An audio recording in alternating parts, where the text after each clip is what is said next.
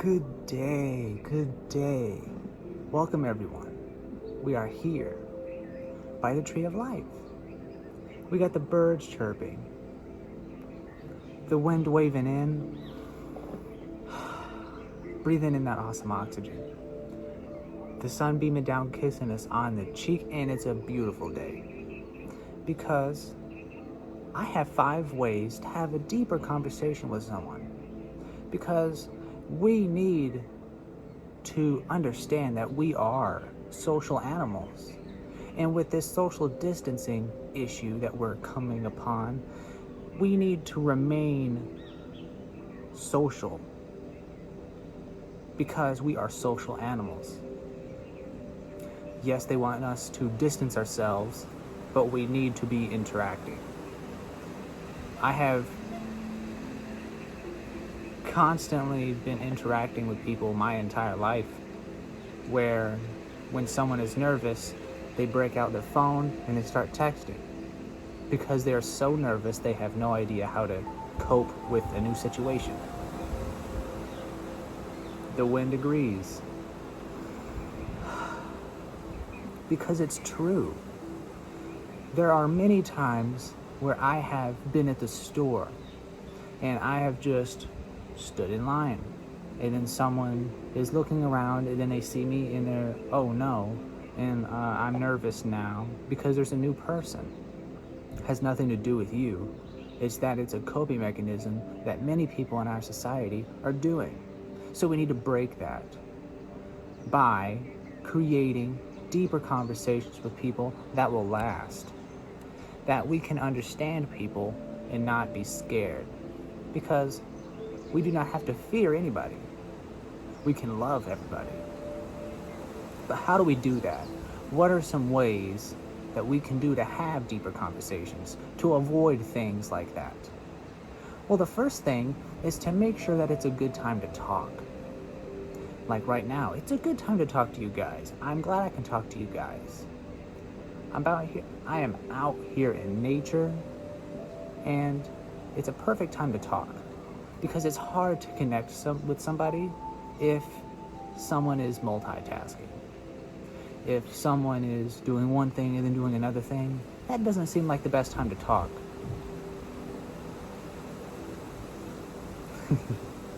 It doesn't.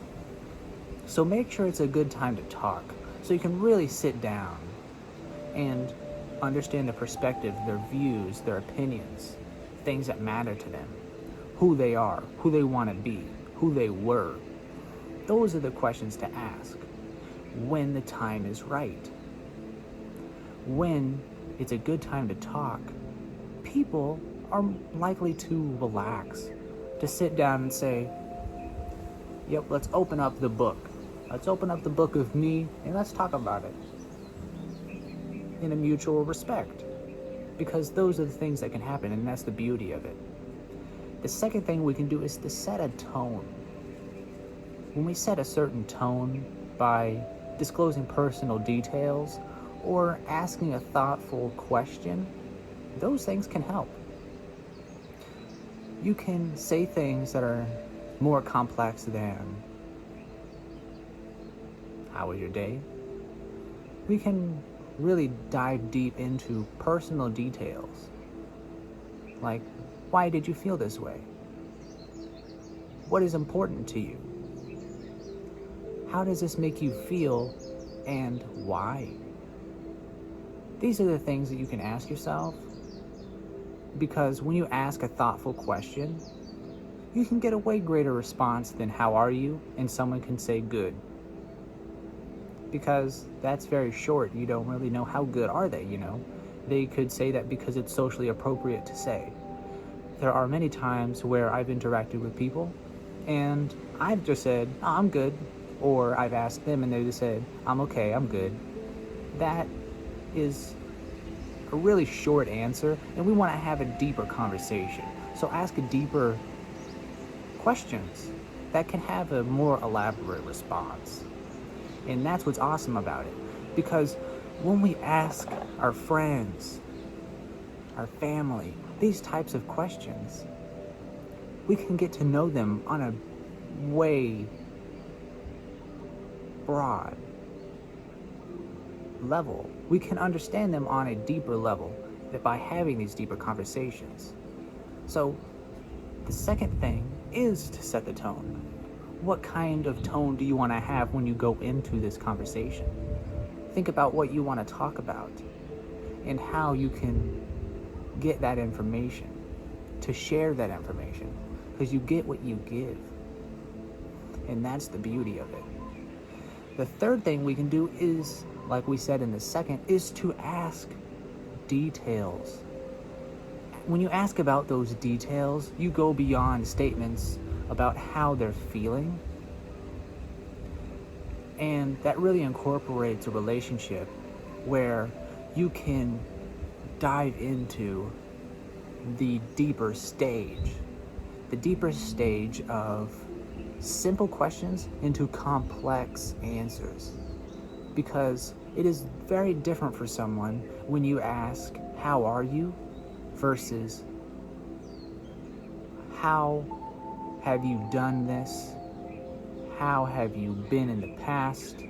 Where are you going? Where have you been?" Things of that nature. Those have a more elaborate time response rather than simple type questions. So when you ask questions that can relate to how you're feeling, how you've been, they can share their knowledge. How did you do this? How did it happen?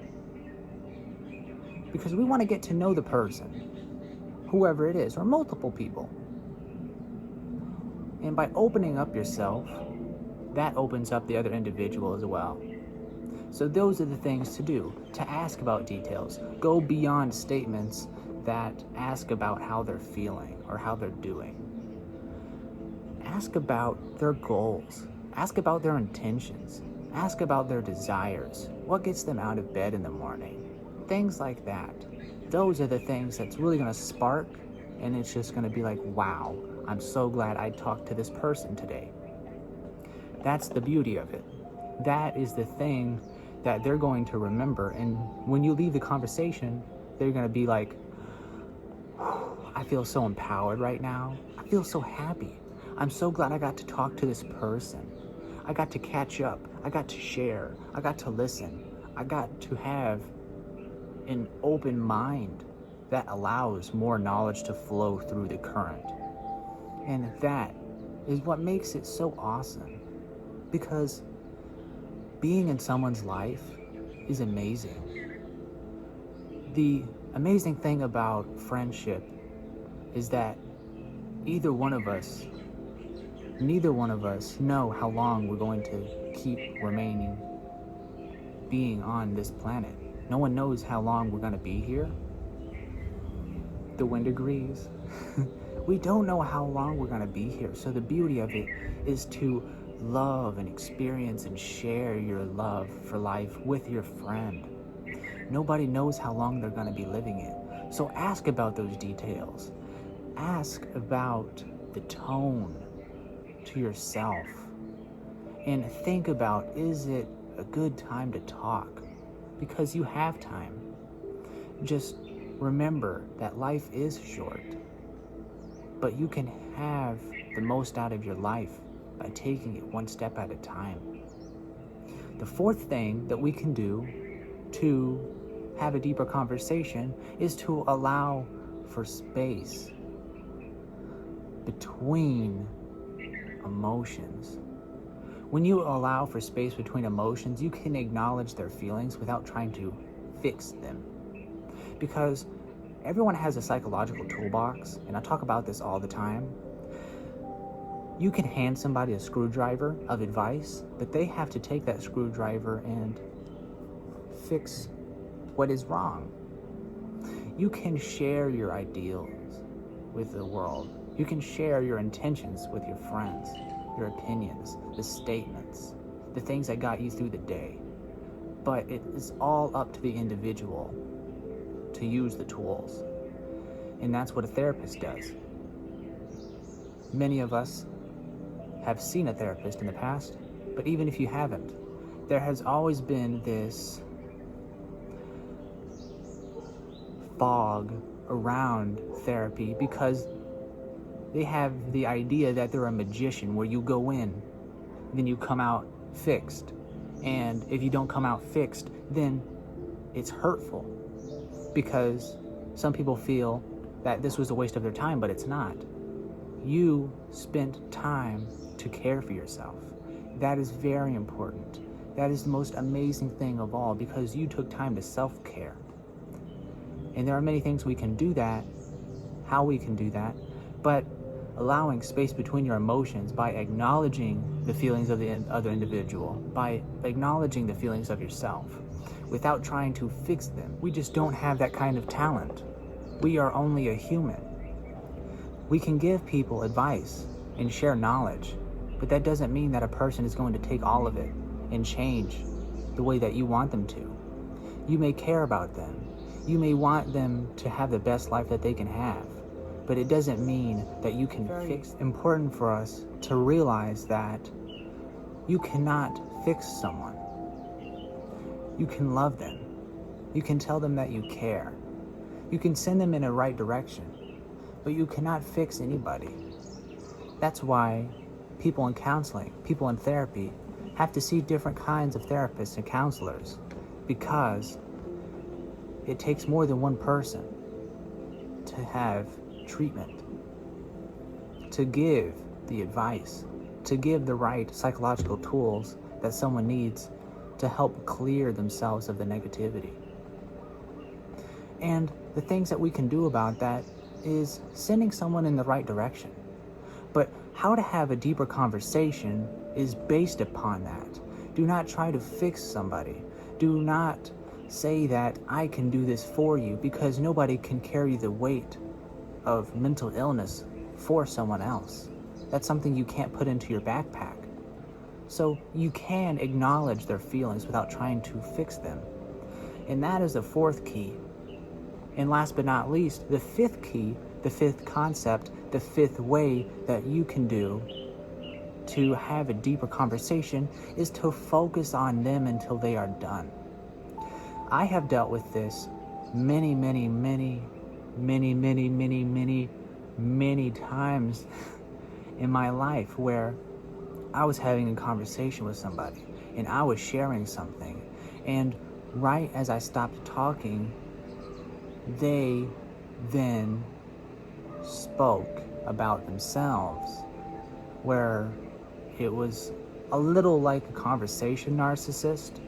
But overall, when you focus on someone else while they're talking until they're done, and you can still have a conversation with them, it doesn't mean right when they're stopped talking, then now you can talk about yourself. But it's right when they're done talking, you can respond to what they just said, and then they can talk again, and then keep talking about what they're talking about. And then when you feel that the conversation is going a little flat, you can share your experience. So we want to have the idea of focusing on the other person until they're done talking by resisting the urge to talk about ourselves.